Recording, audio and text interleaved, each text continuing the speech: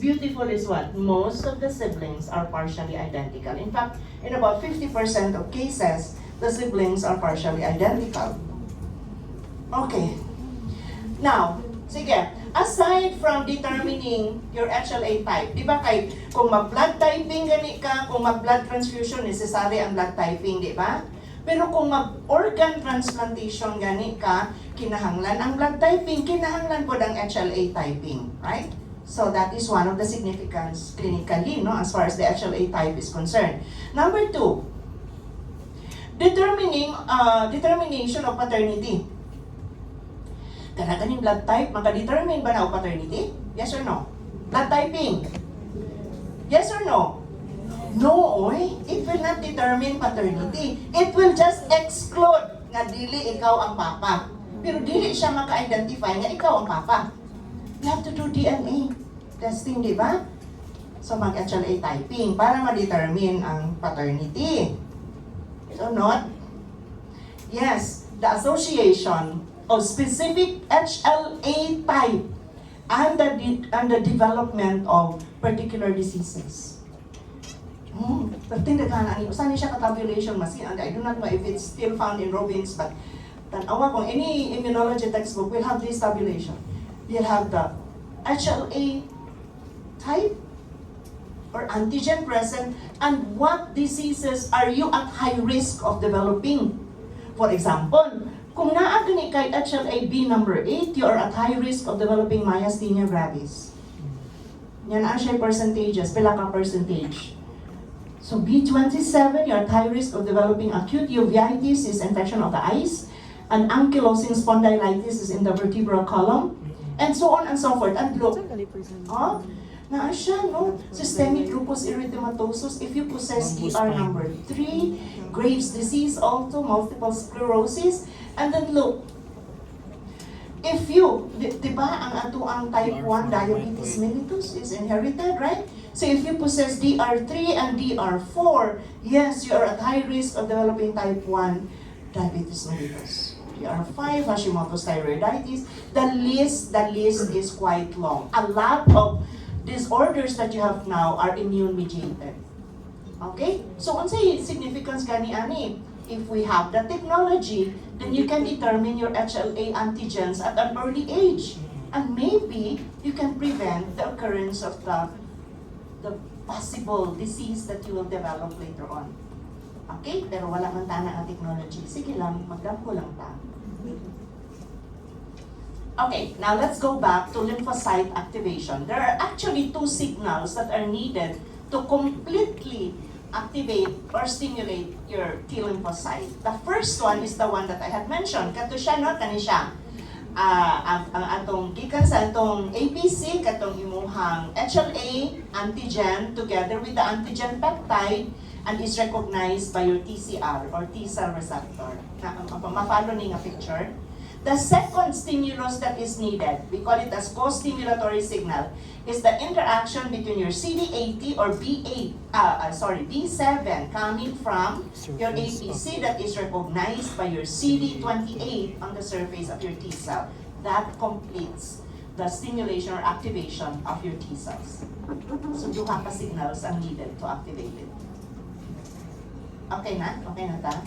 So B7 or CD80 from APC recognized by your CD28 on the surface of your T cell. Aside from the usual class 2 or class 1 of the HLA system plus your antigen peptide. Okay, sige. Now, we have been talking about antigen processing. Kung saan ito yung mag-require of antigen processing, your T cell dependent or T cell independent? Which one will require antigen processing? T-cell dependent antigens. Okay, T-cell dependent antigens. So what's antigen processing?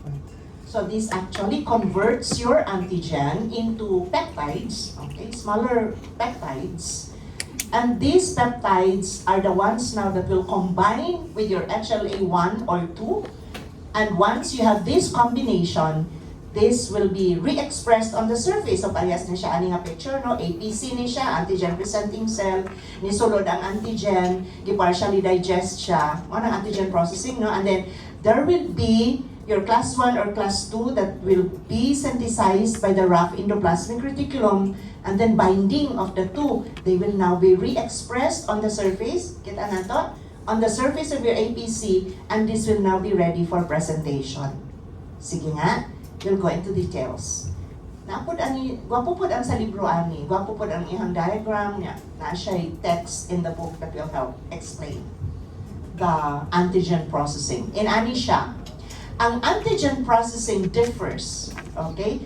If the antigen is found extracellularly, may enter siya, lahi ang pag-process, lahi po ang antigen processing for intracellular organisms. Intracellular lahi. Magsugod ta sa intracellular ha, kaning sa taas intracellular ni siya.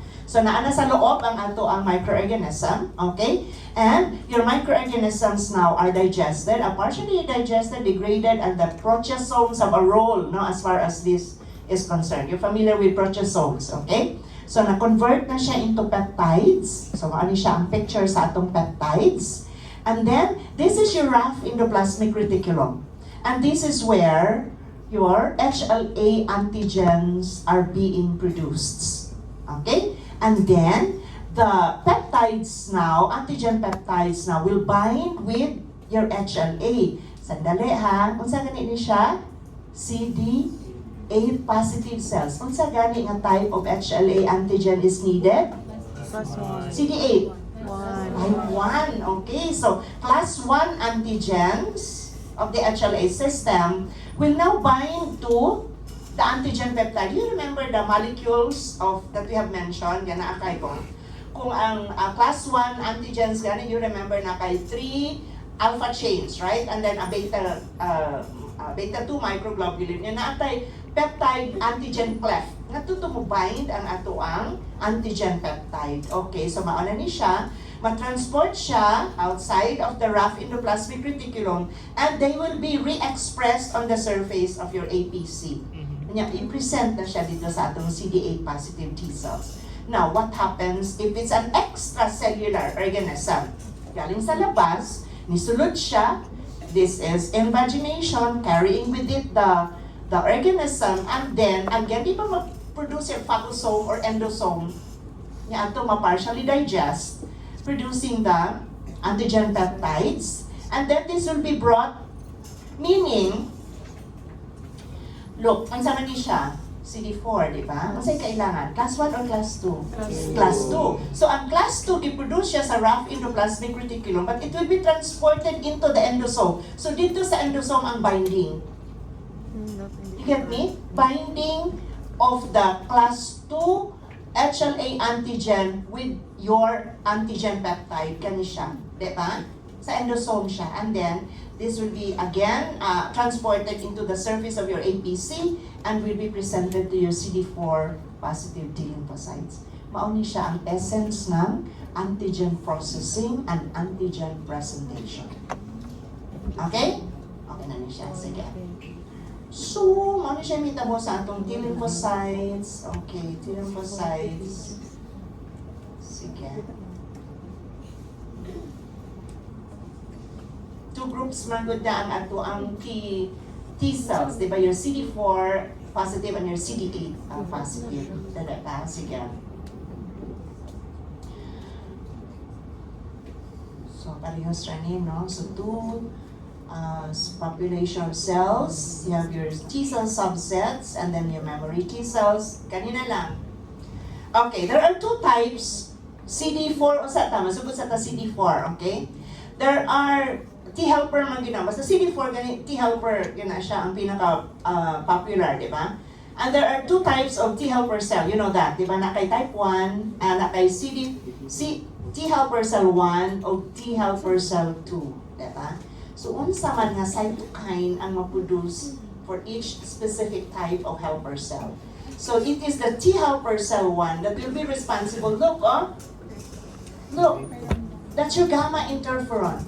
That's why we said, di ba? Ang counterpart dito sa innate nga mag-produce o gamma interferon, and what's the main function of gamma interferon? Activate macrophage. Unsay counterpart dito sa atong innate immunity that will produce also your gamma interferon. Unsa ganito? Natural killer cells and ILC1. You remember that? Okay. So, di ba ningon ta mo, ito siya counterpart dito sa ato ang innate sa ato ang T-cell activation. No? So, T helper cell 1 produce gamma interferon. It also produces interleukin 2. Ang kanang interleukin 2, maugin na siya ang pinaka-main nga cytokine, nga no pangalan siya helper. Kasi, ito yung stimulate ng proliferation ng other T-cell subsets and including your B lymphocytes. Okay? Including the B lymphocytes. What about the T helper cell 2? Unsa man ang iyahang main cytokine? Interleukin 4, interleukin 5, interleukin 9 and 13. No? So, ito yung mag-stimulate ng B lymphocytes to produce antibodies. No? B lymphocytes to produce antibodies, so specific IgE and the other types, and then eosinophil and mast cell activation also. Alright? Sige. What about T helper cell number 17? So ang cytokine are interleukin 17, 21, and 22. So they are primarily responsible for neutrophil recruitment and activation. Galing sa blood circulation, right? And then recruited towards the site of inflammation. The T follicular helper cells releases interleukin 21, and they also express the chemokine receptor CXCR5. Kaning CXCR5 ano siya co-stimulator sa HIV attachment to your lymphocyte. Okay, aside from the T helper cell receptor or CD4 receptor. Okay. So this is B cell as a typing switching and antibody production. The T regulatory cells, Tregs. The primary products are TGF beta. Ano saan ang TGF? Transforming growth factor beta. Okay, transforming growth factor beta and interleukin 10. So its main activity is to suppress your T cell responses, no? Sa ito pa, mo regulate siya, mag-self-regulate siya. So they cannot they usually are able to suppress further T-cell activation. Okay? So, ang function ana is Tregs with the release of TGF beta and interleukin 10. Okay? Kani siya B-cell ni siya nga mo activate activate sa present og antigen. Di ba ninyo nga pwede ang B lymphocyte mo present og antigen sa ato ang T-cells, no? Okay. And then releasing the same products that you have for T helper cell, interleukin 2, 4, and 5, which will act on your B cells, and B cells will proliferate to your plasma cells. Sige. CD8. Usa lang ang CD8, and that is your cytotoxic T cell. Okay? So, again, look at the cytokine release. So, parehas na po siya sa na-release sa ang natural killer cells, di ba? Perforins and granzymes and granulosin are the ones that are responsible for direct cytolytic effect on target cells. Adaptive na ni siya nga, adaptive immunity. Okay.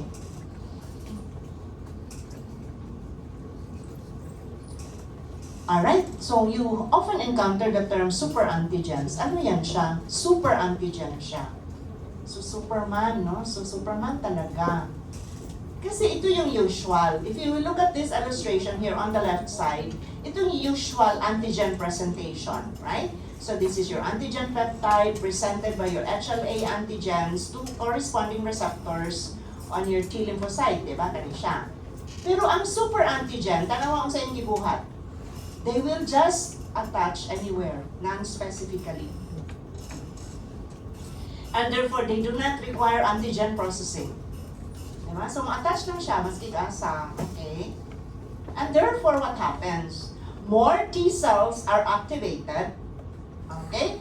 And then, it generates a large amount of cytokines, particularly gamma interferon. Gamma interferon activates your macrophages, remember that? And then release the inflammatory cytokines. Ano saan ito inflammatory cytokines? Tumor necrosis factor alpha, interleukin-1, interleukin-6. So they will release a lot of these cytokines, inflammatory cytokines, and they will generate what we call as cytokine storm.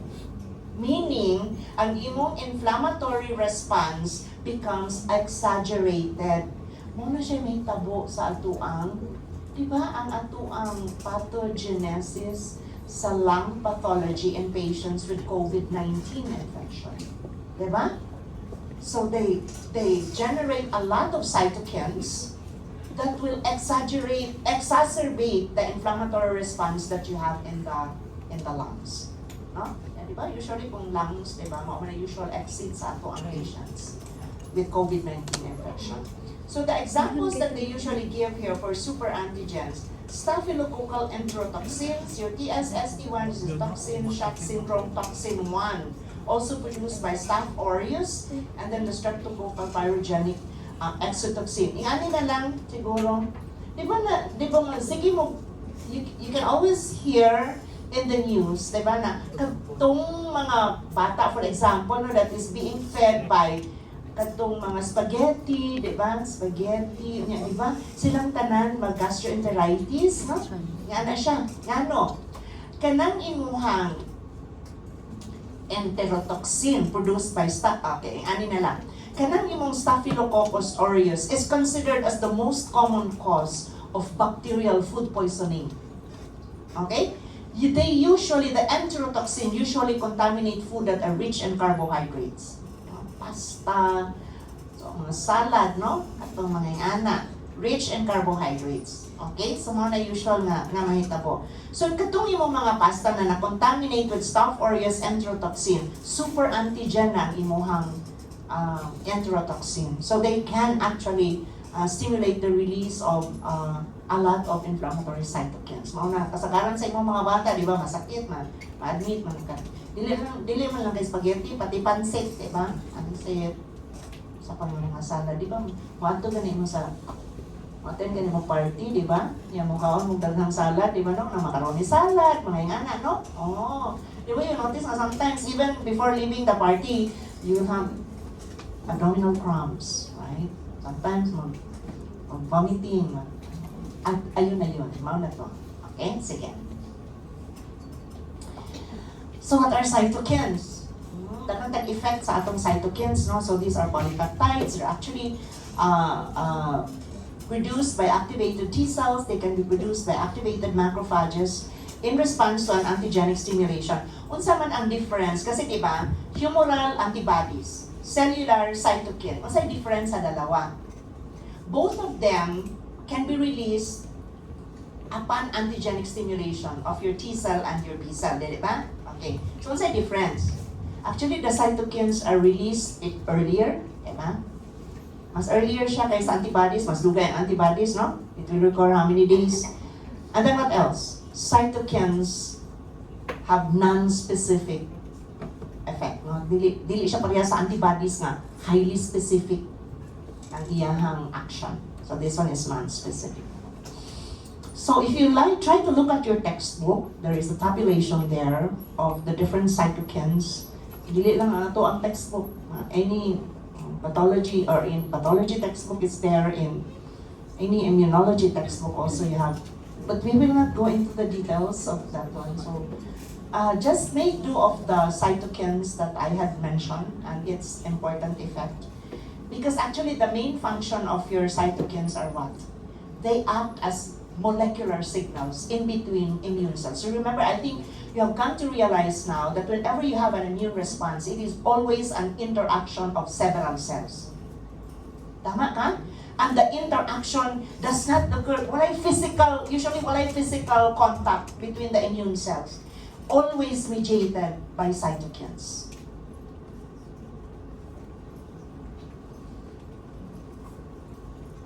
Anong ningaw man? Kapoy na? If this is how humoral immunity protect us, this is how cellular immunity produce protection. They are responsible for the mononuclear inflammatory reaction, katong mga production of granuloma. So I think granuloma, wala pang mo sa pathology, no? Wala pa. Ang granuloma actually, di ba, parehas po na siya, mo protect siya at the same time mo produce siya injury whenever you have a granuloma. Okay. And then it is primarily dominated by your mononuclear cells, no? Katong mga macrophages, katong mga lymphocytes, bawala siya. Okay, sige. Second, cytotoxic destruction of intracellular microorganisms, abnormal or transformed cells. Di ba ang function sa atong cellular immunity against cancer cells or transformed cells, di ba? They have to be monitored, detected early, and they have to be eliminated. Otherwise, you develop malignancies, okay? And grafted cells. Di ba? So it's not just a function actually of your CD8 positive T cells, but you also have your ADCC. Do you remember your ADCC? And also the activated macrophages. No? So for intracellular transformed cells and others. So further activation of macrophages. So unsa ganito ang mga cells nga produce gani og gamma interferon that will activate your macrophage? Unsa man to nga mga cells? Your T helper cell 1, your natural killer cells, and ILC1. Okay, sige. And they are responsible for the delayed type hypersensitivity or type 4 hypersensitivity or cell-mediated hypersensitivity reaction.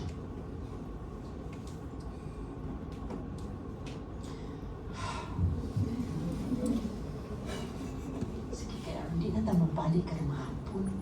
Ay, saba.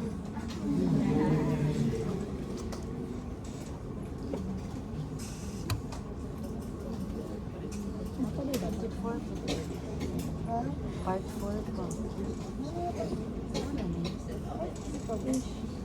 Okay, so you're done with basic. We will now proceed to applied immunology. So everything that you have learned, now we're going to apply. Okay, sige.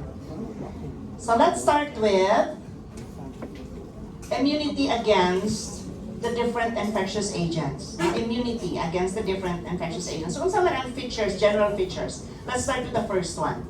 Okay? So always, whenever microorganisms enter the body, it is always an interaction between innate immunity and adaptive immunity. Pero musugod yun siya innate, right? Kaya first line of defense nandoon.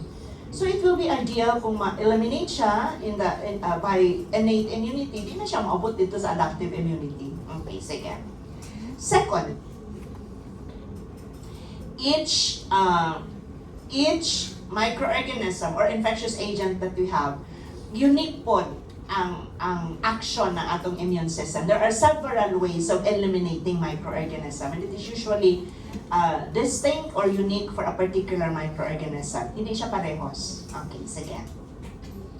The survival and the pathogenicity of your microorganism, yes, it can be enhanced. Why? Because microorganisms can escape. There are ways by which they can escape or they can evade the immune system in the body, and that will increase their pathogenicity. Okay? Sige.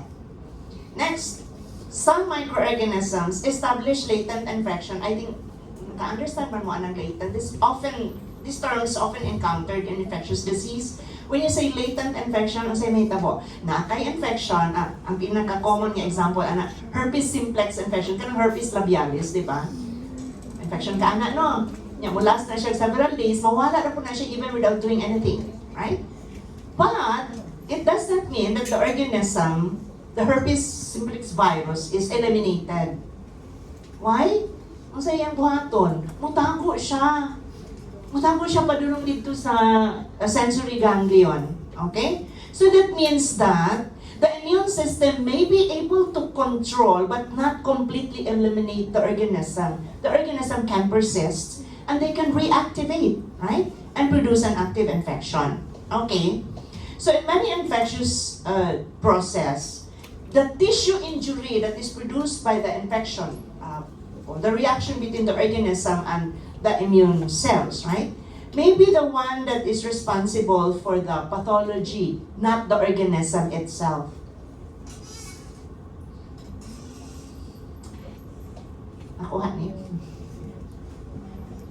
Halimbawa,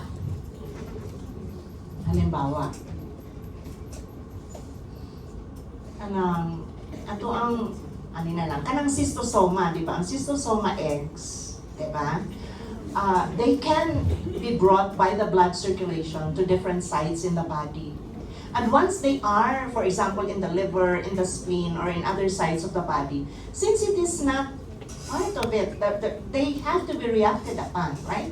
And most of the time, granuloma formation can be formed around the egg, right? And that granulomatous inflammation that you have there can be responsible for the pathology of the disease. Okay, sige. We'll have more of that later on. And this one, of course, that's self-explanatory. Whenever you have inherited or even acquired infection, deficiencies that you have in your immune system, both innate and adaptive immunity, of course, that will increase the susceptibility to infection of katong mga individuals with congenital deficiencies, right? Deficiency in immunoglobulin, deficiency in your T cells, and others. That will increase susceptibility to the infection. And even acquired one, no? Sige, pinaka-common na acquired immunodeficiency state is what? HIV infection, diba? HIV infection. Sige, so, ano siya may tamo, ang pathogens, ano siya ang pathogens, it will enter the body through whatever portal of entry and it will be dealt with by innate immunity. Antod, kung mahimo, gamay na lang sila, until maabot siya adaptive immunity cured, no? If they are not successfully eliminated by the innate immune system, so they will be dealt with by antibodies, they will be dealt with by your T lymphocytes, and then so on and so forth. So, yan na siya ang mahitabo sa ato ang organisms. Okay, sige. So let's look at how do we protect ourselves from bacterial infections. So mga summarize ani sa ato ang nakatunan ha.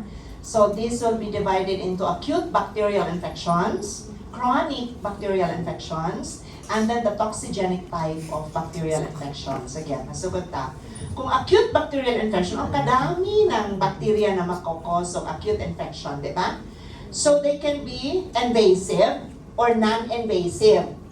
So katong invasive can be caused by either gram-positive or gram-negative bacteria. So later on you will know about these groupings, right? Kung gram-negative bacteria gani, they're usually destroyed by antibodies and the lytic pathway of the complement system. Katong gram-positive bacteria are usually destroyed by phagocytosis, and they can also be opsonized by antibody and also by the complement system. Okay? Sige, ana siya, no? Kung chronic gani siya, usually chronic kasi kay intracellular ang organism, dili ba? So kung chronic, usually intracellular, like Mycobacterium tuberculosis, di ba? Ang atong Mycobacterium tuberculosis, although they are phagocytosed by macrophages, but they are not destroyed by the macrophage. They can stay inside the macrophage for a long period of time. Okay? So for intracellular organisms, those that are resistant to killing by polymorphonuclears and macrophages are usually killed through your T cell mediated reaction. CD8 cytotoxic T cells. Granzymes na pod o perforins, no, if you remember. Sige. Those that are non-invasive, they're usually caused by toxins. No? And the most common that usually cause pathology in different sites of the body, dili ang organism itself, no? Ang exotoxins, no, that are produced by the organism. Halimbawa, kanang exotoxins nga ma-produce you're familiar with the tetanus, di ba? Ang tetanus, no? Ang tetanus is caused by Clostridium tetani. Dili ba? And then, ingani siya. Usually, yung saan di mahitabo kung Clostridium tetani gani? Tetanus. You usually will have a history of a punctured wound. Dili ba? Secondary to a rusty nail or a rusty can or whatever it is, right? Ingani siya. The organism Clostridium tetani is unpublicate, anaerobe. So the deeper the wound, the better it is for the organism to survive, di ba? So within the portal of entry, the organism multiply, and at the same time, they release exotoxins. the exotoxins are the ones that will invade the blood circulation, dili ang organism. Ang organism stays at the portal of entry. So, katong exotoxins, ma'am, ato sa blood circulation until they will reach their target cells, which are the cells of the central nervous system. Correct? Okay. So, unsa may mahitabo sa exotoxins? They have to be neutralized by your antibodies before they reach the central nervous system while they are still circulating in the blood. Kasi kung maka-attach na siya dito sa central nervous system, wala na tayong magawa. They have to be neutralized. It's not just tetanus toxin, but all the other toxins that are found in the blood circulation can be neutralized by your antibodies. Or, your antibodies can act as blocking antibodies again, and they can block the receptor sites of the toxins. Okay, sige. That is for your toxin-producing bacteria. Okay, sige. So, mao ni siya actually, parehas ni siya sa akong istorya, extracellular. Okay, so neutralization of your organisms. Remember, ang atong antibodies, dili siya maka-directly destroy your organisms that are intracellular in location. Remember that, ha? So, katulad yung extracellular ang iyahang ma-neutralize. Okay. Neutralization of organisms, and toxins, and opsonization to facilitate phagocytosis, and then C3b also coated antigens can enhance phagocytosis, and the role of your inflammation as far as phagocytic defense is concerned, and lysis of microorganisms by complement activation. Okay, sige. That's for intracellular. Okay, ang role ng ating cytotoxic T cells, right? And your ADCC, and so on and so forth, to release your cytokines that will destroy your target cells directly. Okay, sige. So, we're not going to that anymore. So, what about fungi? Ang problema na to sa fungal infections, ganito. Most of the fungal infections that you encounter clinically are superficial, di ba? Skin. Fungal infection sa skin. Fungal infection sa hair. Fungal infection sa nails. And therefore, superficial siya. Dili siya maka-encounter of immune cells. So, mahirap ang role ng iba, no? So, neutrophils pwede, macrophages pwede, no? And ILC, they also can phagocytose, no? Those that are extracellular, but katong naa sa superficial, mahirap siya, no? Okay? But ang humoral immunity, antibodies can also neutralize extracellular fungi. Kasagaran, katong mga fungi that can cause systemic infection.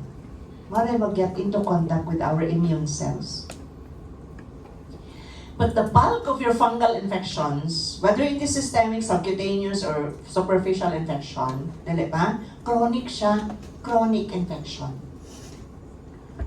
So, the main defensive mechanism that we have is the T-cell mediated immune response, no? That will destroy most of the time your intracellular fungi.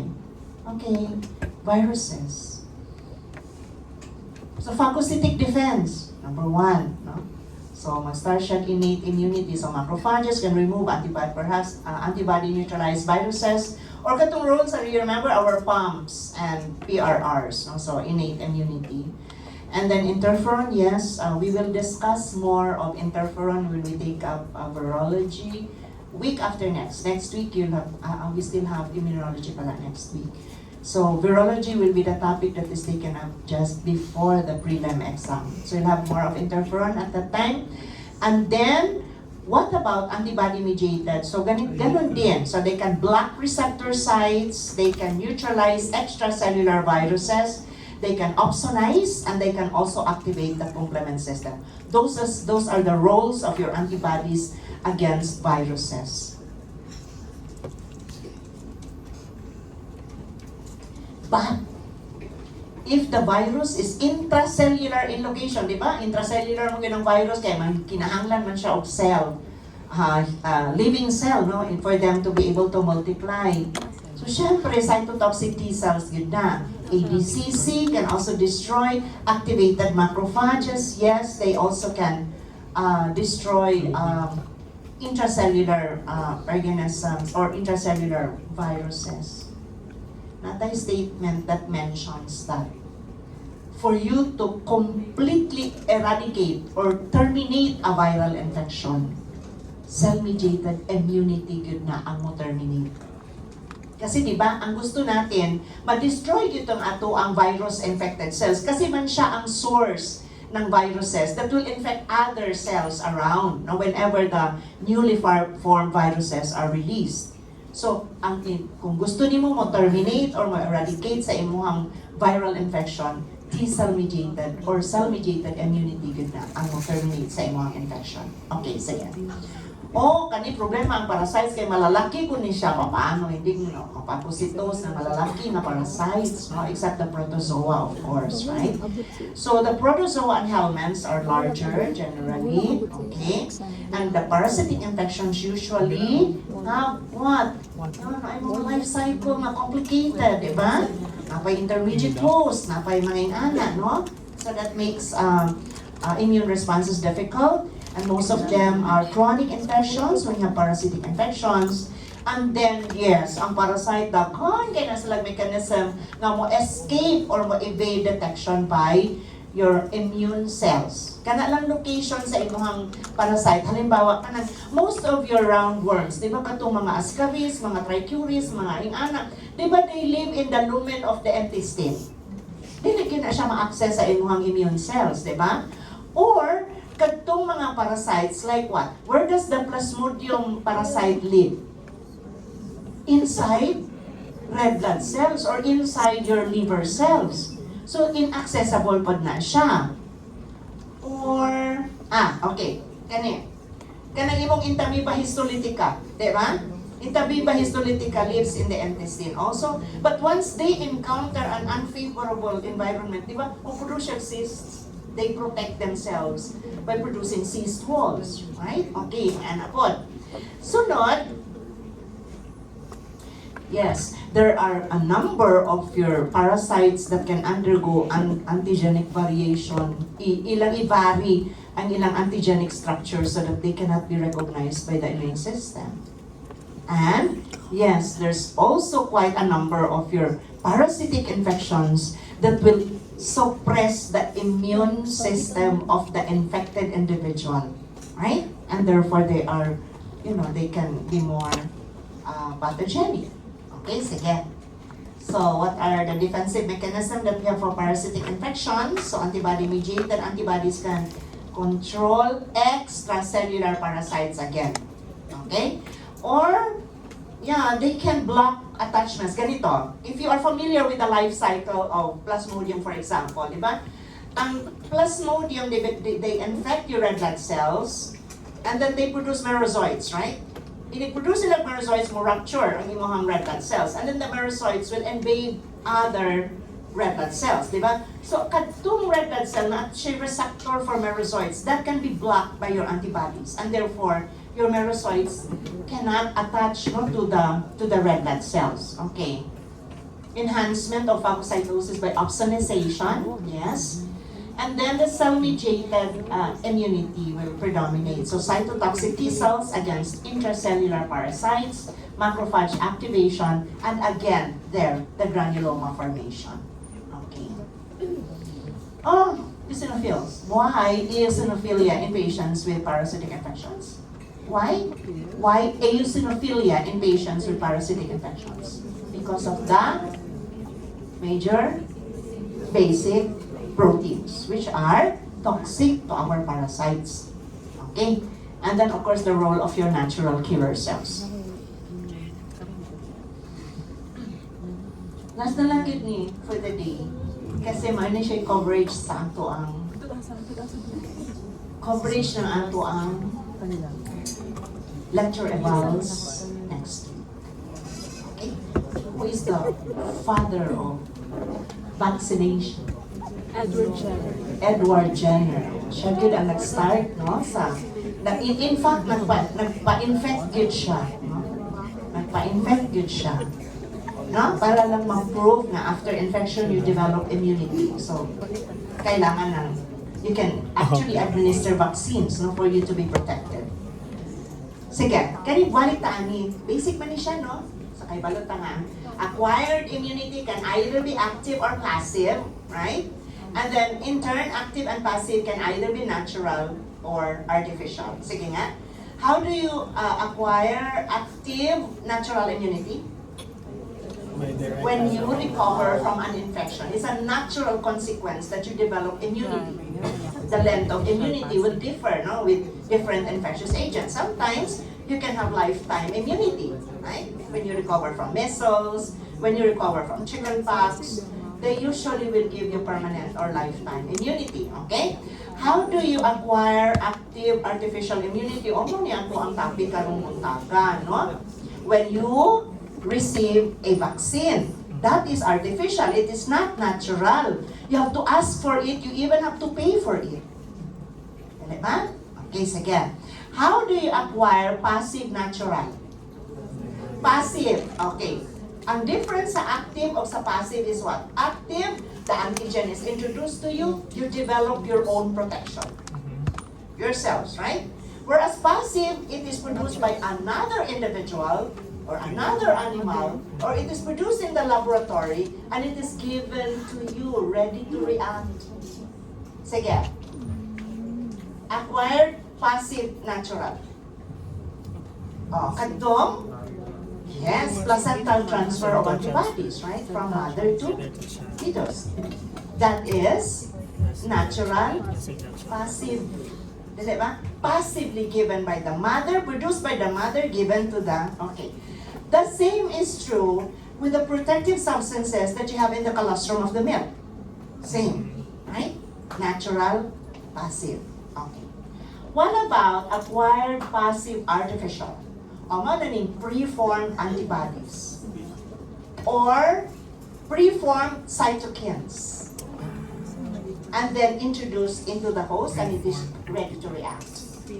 That means that when you have passive immunity, you do not participate in the formation of the protection. It is formed by another individual, another animal, or whatever it is. So it is given to you passively. Okay, sige. So let's start the immunization. So Pasteur also, aside from Jenner, contributed to the field of vaccines. So he started with vaccines in lower animals and then others. Sige. Ingani. We will mention the most common vaccines that are available in the market that we are using, right? Okay. And we divided into two groups. We have the active vaccines and the passive vaccines. When you say active vaccines, that these vaccines contain antigens. And when they are injected to you, you develop immunity. Sige.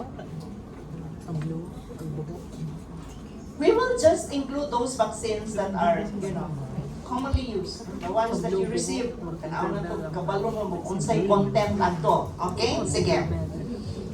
Ang atong aim, as far as the second year level is concerned, ang aim namo is at least teach you what are the antigens present in the vaccines, right? Dili mo namin mo discuss o unsay dose o kapila nimo siya ihatag, when are you going to give the vaccine ideally, that will be taught to you in the clinical years. But at least when you go there, you know what's the antigen content of the vaccine. So let's start with the active ones. And then we will group them according to the type of antigen present. Will you receive a vaccine containing live organisms? Yes. Gusto mo na? Dili mo ganana na. Kaya nga no. Basta yung imuhang organism mo, mahimong virulent o mo produce na yung infection instead of protection. Dili ba? So wala yung ganahan na. Pero, an initial vaccine that was used to eradicate smallpox, wala naman tayo smallpox, no, di ba? The vaccine contained live vaccinia virus. Vaccinia belongs to the same family as pox virus, di ba? So mo ay gigamit. That was the initial one. But later, of course, when they made the vaccines to, completely eradicate the infection worldwide, they have to convert it into an attenuated vaccine. So wala yung ganahan mo damot ani nga vaccine no, maski kinsa pa. as far as humans are concerned. Okay. The most common, perhaps, that is being used are those containing live but attenuated organisms. So what is the meaning when you say attenuation? What's that? Weaken. Weaken. Yun. Kung weaken siya, that means it's still possible that it will become active and virulent. Is it possible? So, okay.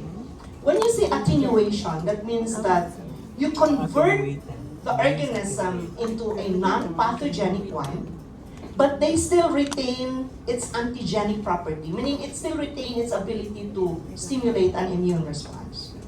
Okay? How is attenuation done?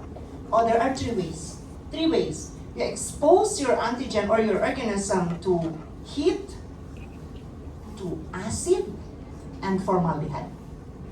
Okay? So attenuation. So what are these vaccines?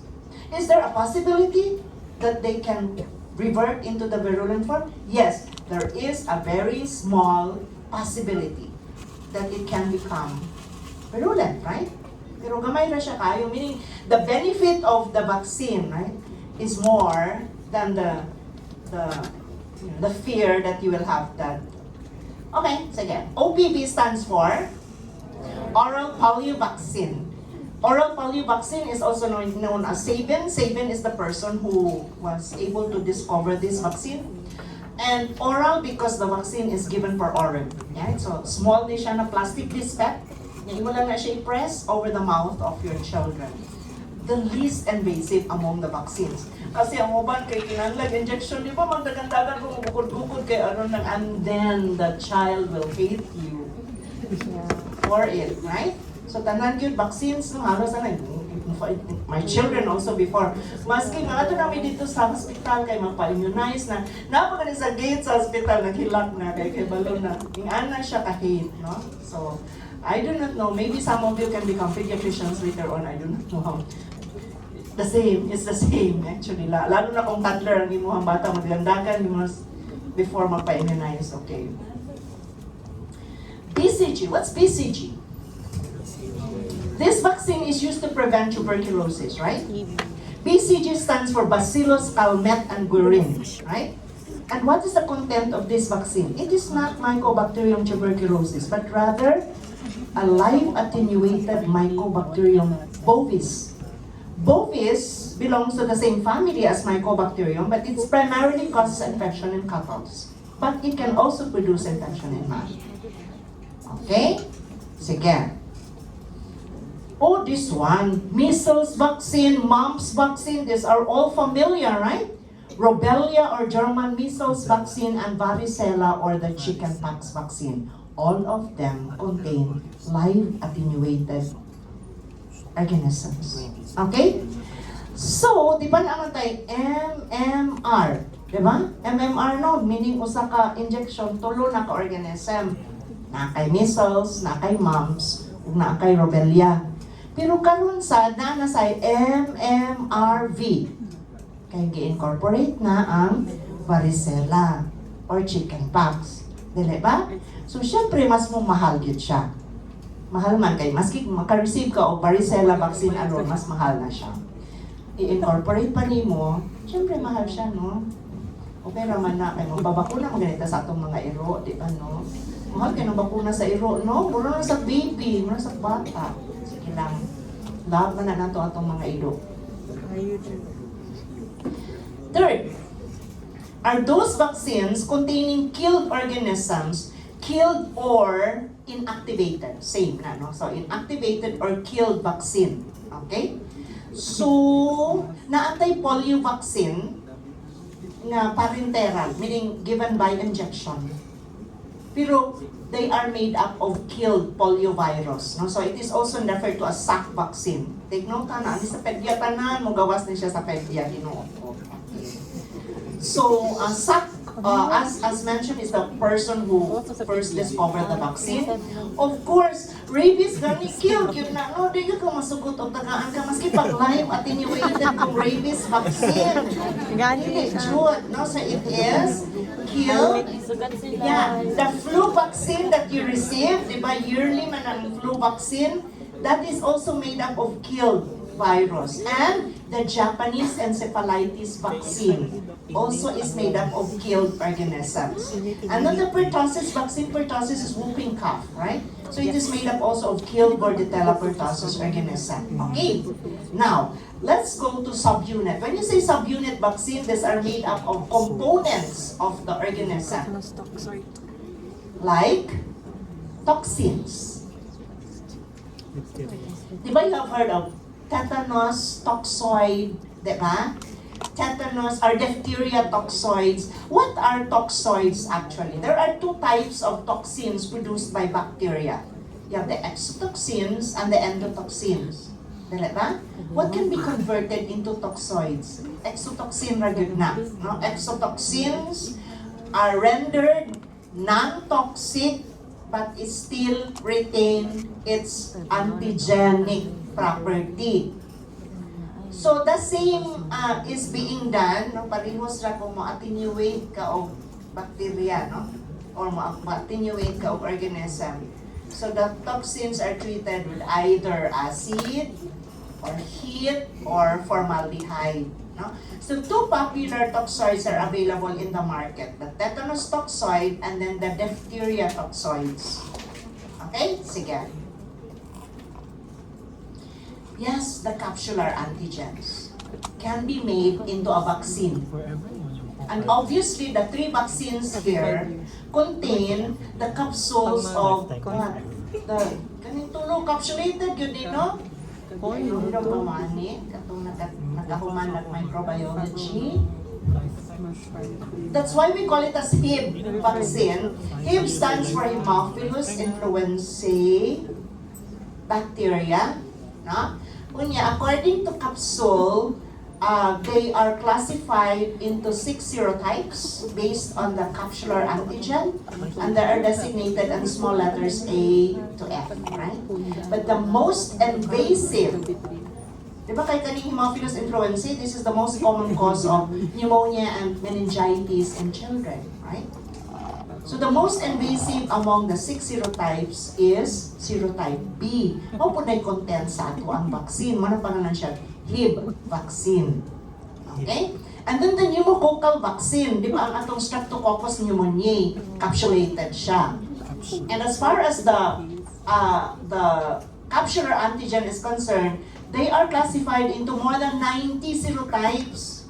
Okay? 90. Pero ang content sa atong vaccine, mga 23 lang, 23 ka serotypes, commonly associated with lobar pneumonia, o man ang pinaka-common nga infection produced by Streptococcus pneumoniae. No? Unya, unsay pangalan niya ng meningococcal organism, Neisseria meningitidis is also capsulated.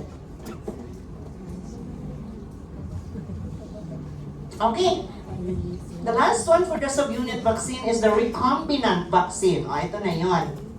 Ano ang content ng hepatitis B vaccine na natanggap mo? Di ba? Kayong lahat halos na mayroon ng hepatitis B vaccine, no? Yes or no? Kung sa may content atong vaccine na gihatag sa inyo pa. Nakabalo. Di ba? It is, ani siya. Kung makareceive ka kasi ng vaccine, it is presume that it can stimulate an immune response, both your humoral and cellular, diba? Pero ang ato kasing ma-detect, humoral ra, diba? Ma-detect na to ang antibodies, diba? That are produced following immunization. Mahirap ang pag-detect ng cellular immunity. But both of them can be stimulated by the antigen. No? Sige. The content of the hepatitis B vaccine, ganito kasi, sa una, ang first good paggawas gid aning vaccine, plasma-derived siya. Plasma-derived, meaning, we obtain the hepatitis B surface antigen kasi siya ang content ng vaccine, diba? Hepatitis B surface antigen is a component of the envelope of the hepatitis B virus, diba? So, ang kasagaran nga gibuhat last time, pag himo gid aning hepatitis B vaccine, they collect plasma of patients recovering from the infection. Di ba, it is expected na kung mo recover ka sa imong hepatitis B infection, daghan yung kay hepatitis B surface antigen, ay antibody sa imong hang serum, di ba? So, i-collect ang plasma, na mo gihimong vaccine. Pero unsay nahitabo, nganong gi-discourage siya, or in fact, i-ban na gid siya from the market. Nganong unsay nahitabo? Kadtong plasma nga imong gi-collect, it is possible that you will still have the nucleic acid of your hepatitis B virus. And whenever you have nucleic acid, infectious good na. So the patient developed hepatitis B infection. So wala, they remove siya from the market, okay? And they replace it with a plasma-derived. So it is a genetic engineering. Unsay gibuhat nila? They isolated the gene in the DNA of your hepatitis B virus that is responsible for the production of your hepatitis B surface antigen. Gikuha to nila, gitransfer nila dito sa DNA of a yeast cell. When the yeast cell multiply, at the same time, they keep on producing surface antigen. Mo to ilang harvest, ilang gihimong vaccine, and it is safe. Pero mas mahal siya. Pero yung bayaran. Did you receive the 3 doses? That's the normal. Yes or no? Uy, dapat kumpleto inyong vaccine before mo ma-expose dito sa hospital, ha? That is a requirement. Ano sa requirement na? Toksoy? Dili ang hepa. Kay ngano? Kay ngano? Pugay na to. Ang atong hepatitis B virus is present abundantly in the blood. Ako sad ko. Inan ako Diba? sal. So, usa na gyud na ka needle prick, and then you will get infected. Kung sa kanang sa ward, most of the time, ang pasyente nga na hepatitis B, na label sa chart, hepatitis B precaution. Unya, kamo kayo naka-receive na kung tayo mo sa 3 doses of your hepatitis B vaccine, do you think you're protected? Do you think you're protected? By the way, no vaccine will give you absolute protection. No vaccine. Sige nga. Naka-receive na mo sa 3 doses of hepatitis B. Ideally, you should have your antibody titer detection a month after the last dose. Ideally, di ba? Para ma-determine ang titer, because it's not enough that you produce antibodies, you have to produce antibodies that are protective. Ang titer. Di ba? So, unsay mitabo, kung halimbawa ang imong titer below normal, okay, so usually we will advise you to have the 4th dose. Kuha po 4th dose na po. Kanya pagkahuman, ma-determine na po sa antibody production. So kung wala yun siya, musaka, you are one of those unfortunate few that are considered as non-responders. Shock. So, what's a lesson? Do not have that false sense of security that since you have the virus, the vaccine, you are protected. Pwede na ako maliko zero more lang. Hindi siya pwede. You still have to practice the usual precaution that you have. Okay? Sige. Ano ta? Wala pa? Ang COVID-19. Oh, which vaccine did you receive for COVID? AstraZeneca. Pfizer, so yung pinahano. Sige, ang content sa atong Pfizer o Moderna is messenger RNA. Diba? Okay. Itong nag-utilize o virus vector, adenovirus. Nung mukha sa atong spike protein, nung ang atong gusto, no, kang spike protein, mao na siya mo attach dito sa receptors on the epithelial cells of the respiratory tract, diba? So, gikarry siya o adenovirus, mao na nasa AstraZeneca, nasa Johnson & Johnson, nasa Sputnik. Sputnik is from Russia, okay? And then those that contain inactivated virus, o mga kasagaran sa China, no? Sinovac, Sinopharm, and then the Bharat from India, no? Contains the inactivated virus. Okay? So, sige, tanawin na to. Kasi, na ang primary immune response and secondary immune response. Di ba kanapit itong atong vaccine, di ba, na may mga booster doses, di ba? Ang booster dose is supposedly given to boost, meaning to keep on producing the protection or antibodies, no? So that the level of immunity can be sustained. Dala ba? Sige. The same is true kung maka-encounter ka through infection. First encounter sa infectious agents, you have a primary immune response. O sa may tabo, sandali kani siya ang level sa atong antibodies, right? And this one is the time of exposure. Kani siya din nga area. So when you receive the vaccine for the first time, if you are infected by the organism for the first time, unsay may tabo? There is a locked period of time before your antibodies can be produced. Di ba ningon man ta mga 1 week, di ba? 5 days to 1 week pa before you are able to detect antibodies in the serum. What antibodies are produced first in an immune response? IgM. So kaning red, IgM ni. Kaning usa ni green ni? Green? Morning IgG. Blue ni siya? Oh, mga colorblind. Oy. Sige, basta ang pula IgM. Okay? And then that is followed by the production of your IgG. Okay? Sige. And then you receive the vaccine for the second time, or you encounter the organism, you get infected again. Okay? So what happens here? Second exposure. Okay, what happens? The lock period becomes shorter, meaning you're able to detect your antibodies much earlier, and you notice that you have a much higher concentration of your IgG. We call this as the anamnestic response, right? That means that your response becomes earlier, and then your antibody concentration becomes higher.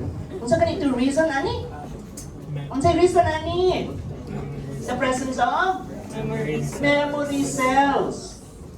Memory cells. Okay? Sige. Pero nga nung ang level sa imong IgM, parehos ra. Na-notice di mo? Ang level sa imong IgM, parehos ra. Pero naa siya gihapon sa secondary immune response. Meaning that your IgM does not participate in the production of immunologic memory. IgG ra. Which is good. Why? Because IgG are the most important protective antibodies that we have. Sige. Okay, this will just summarize the difference between primary and secondary immune responses.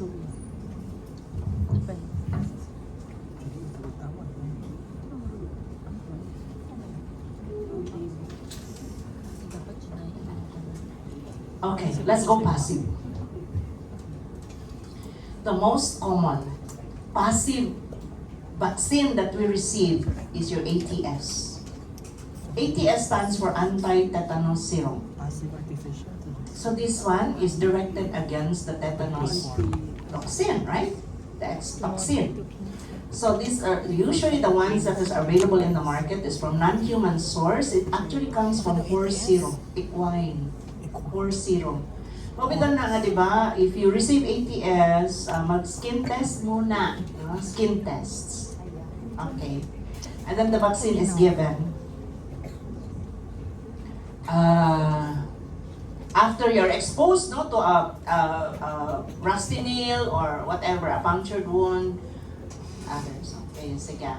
Asa po kayo lain, sige, kanang matunog, what else, mapaakan, o mga earring, or may so tagaang ATS, or newborn, no? Kanang man newborn, especially katong gi-deliver outside of the hospital, no? Yung develop og tetanus kasi ang instrument nga gigamit pag-cut sa umbilicus are contaminated. So, pwede, no? Mag-tetanus neonatal, ang newborn, mag-tetanus. No? So, that's supposed to be a crime.